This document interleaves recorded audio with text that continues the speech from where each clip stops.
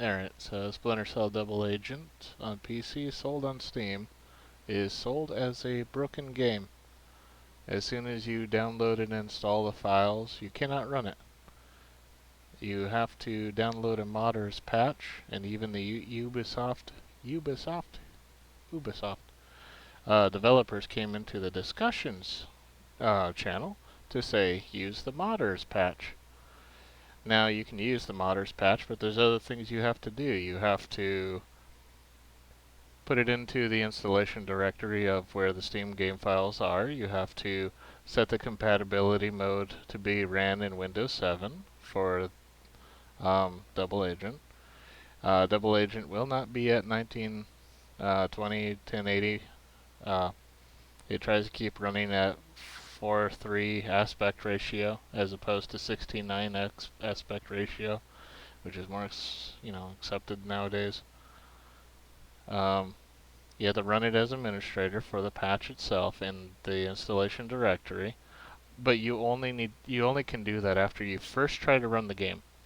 You have to first try to run the game, let it crash, go back, run as administrator for the patch files, the patch executable, patch the files, make sure everything's in there, then run as administrator of the game itself. There is no controller input for this one. So you have to do this game by keyboard. And I don't understand why this game is the most broken out of them all. Splinter Cell 1 was very easy to deal with, and it progressively got worse with Pandora Tomorrow, Chaos Theory, and now Double Agent, where Ubisoft is basically still selling a broken game and telling everyone to just use the modders patch to say, yeah, use the modders patch in order to run our game. Alright, bye. Kinda weird. I don't know how far I'm gonna get into this game because of all this, but I guess we're gonna find out. Oh, also don't use quick saves. Don't rely on those. Do actual saves. That's what they said.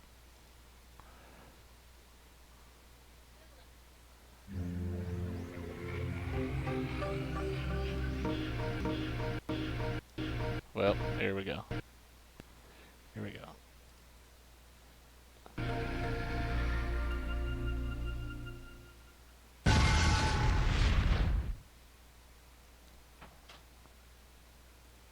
This is the most volatile game that I've tried to play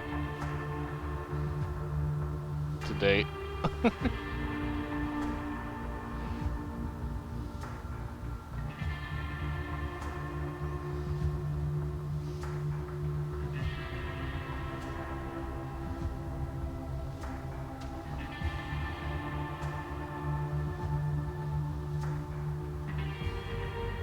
Oh, well my monitor is telling me it doesn't show up in the recording. My monitor constantly gives me a resolution notice because of how bad the resolution is. So I do recordings at 1920 1080p, but the game itself is in 720. At least hopefully it still is. I might have forgot what I did. No, it's still there. Guess what? Check this out. There's only one 16:9 mode. This is the aspect ratio. This is more like a square version, like when you had Cath, Cath TVs back then.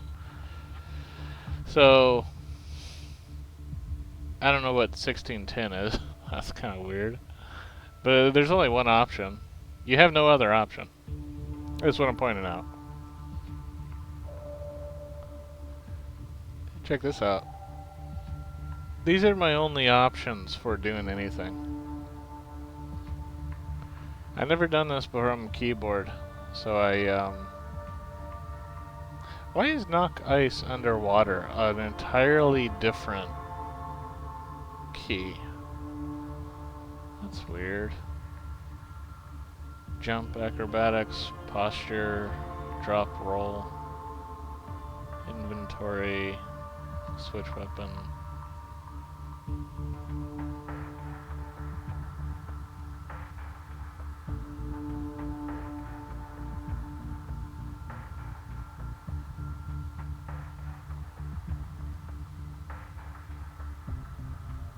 Okay.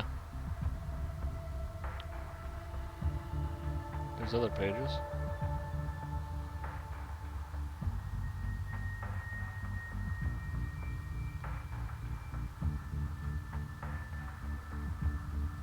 So number pads are to do different visions. Quick offset is F5. F1 is offset. What is quick offset? That's weird.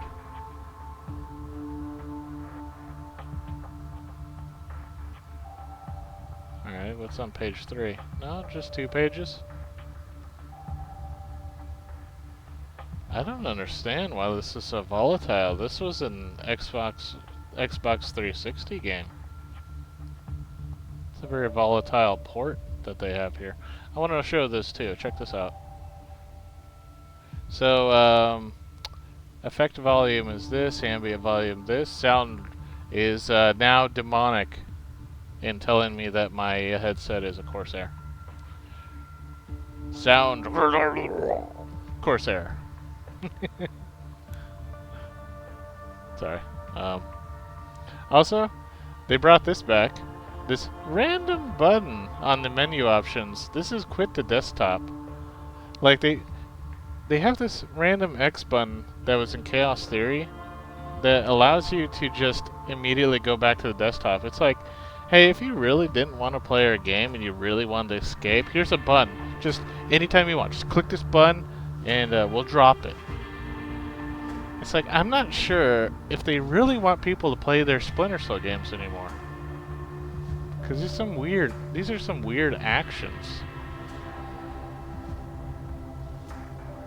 I mean, okay, so we're gonna see if the game runs or not, how far I can get. If I can't really do anything, I'll just, I don't know, someday, some other days, way down the line, try to pull out my 360 and do it from the 360 itself. I don't know, because apparently this is probably the worst port I've seen the worst port I've seen. It was basically broken on arrival.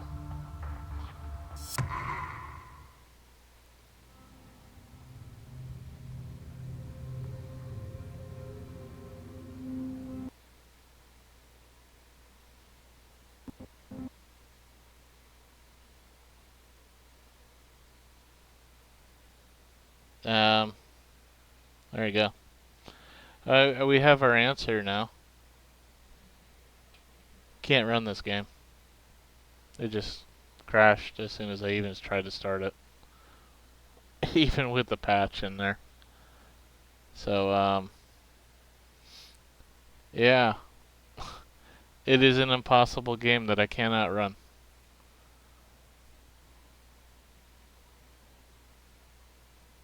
Why are they selling this? How can they... Why are they selling a broken... You know, it's kind of like that Resident Evil game. The multiplayer one. That doesn't really... Like, you can buy it on Steam still, but it's entirely broken. It's just like that. I don't understand. Well, I guess I'm going on to Conviction. The 5th game in the Splinter Cell series. Because I can't play Double Agent. So, anyways, I'm going to summarize Double Agent. Basically, what happens is you start out the game as, doing the missions you did in the first 3 games. You just, with Lambert and Grimm's daughter and stuff like that. You're just doing the missions normally. You start off in the Arctic, go to a casino boat or something like that. You're supposed to take on a terrorist organization of kind of like skinheads or something. And then Sam Fisher needs to get on the inside. So he has to become a double agent. That's the whole title of the game, Double Agent. So you're pretending to be part of the terrorist organization. Alright, so one of the pinnacle moments is they keep trying to check up on you, and I don't know why they keep risking themselves to do so, but Lambert gets caught by this skinhead organization by trying to talk to you through a gate or something. And then you have to shoot Lambert because they tell you to.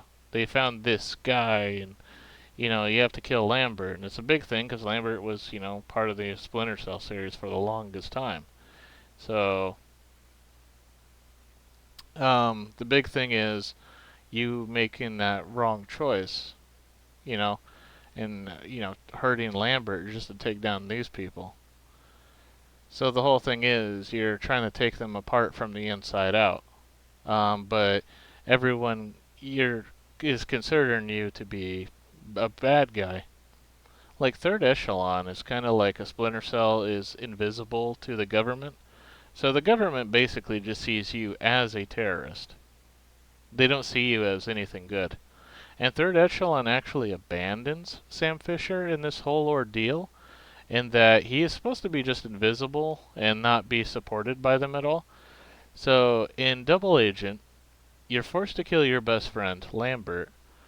Third Echelon abandons you by the end of the game. You do take down the organization, um, the terrorist organization, but as you jump off the boat, the end credits kind of like have the FBI or something shooting at you from the government, showing that you cannot go back to Third Echelon. So you did what you needed to do, but now you have no support of anything anymore. Like, it's supposed to be really sad, and it really is. It has a really good impact. I really like the game, so I don't know why this game's so broken. It's actually a very good game. Okay, so the last stage is you're trying to take on the muscle head of the group. He's a big old skinhead looking guy. You take out everybody to get to him. You see him at the wheelhouse of the boat. He's trying to steer the ship, or he's like monitoring the navigation things. You sneak up behind him with the expectation that I'm gonna grab him, interrogate him, and then kill him or something.